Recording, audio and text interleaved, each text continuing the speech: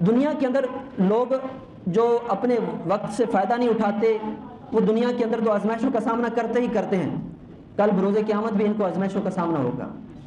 ثم لتسألن یومئذ عن النعیم، وقت ایک بہت بڑی نعمت ہے، کل بروز قیامت وقت کے بارے میں پوچھا جائے گا، تمہیں وقت دیا تھا، تمہیں جوانی دی تھی، تمہیں میں نے ایمان دیا تھا، تم نے ان کے ساتھ کیا فائدہ حاصل کیا؟ یہ تو ان لوگوں سے سوال ہوگا ہی، وہ لوگ آزمائش میں ہوں گے جنہوں نے وقت کو ضائع کیا، لیکن کل بروز قیامت جنتی جنت میں جانے کے بعد بھی افسوس کر رہے ہوں گے۔ بخاری شریف کی حدیث پاک ہے کہ دو عالم صلی اللہ علیہ وآلہ وسلم نے فرمایا کل بروز قیامت جب جنتی جنت میں چلے جائیں گے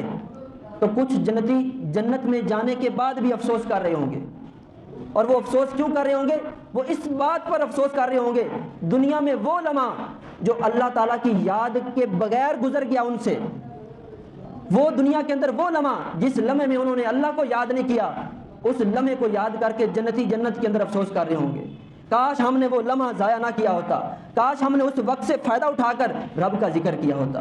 تو یہ تو جنتی ہیں جن سے چند لمحات دنیا کے اندر وہ غفلت میں گزرے، جنت میں وہ افسوس کر رہے ہیں۔ اگر ہم اپنا محاسبہ کریں تو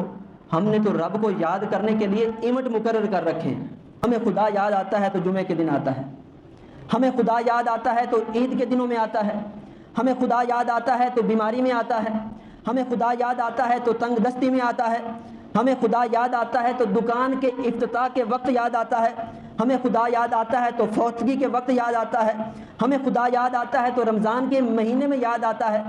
ہمیں خدا یاد آتا ہے وہ مخصوص اوقات کے اندر۔ یہ ہماری افسوسناک صورتحال ہے کہ ہم نے رب کو یاد کرنے کے لیے ایونٹ بنا رکھے ہیں، چند مخصوص اوقات چند مخصوص مہینوں کے اندر رب کو یاد کیا جاتا ہے۔ یہ بخاری شریف کی حدیث پاک کہ وہ لوگ وہ جنتی جنہوں نے چند لمحے غفلت میں گزارے وہ افسوس کر رہے ہوں گے، ہمارے تو دن کے دن مہینے کے مہینے سال کے سال وہ رب کی یاد سے غفلت میں گزر جاتے ہیں، تو ہمارا کیا اثر ہوگا؟ تو وقت کی قدر کریں، اس وقت کو صحیح استعمال کریں۔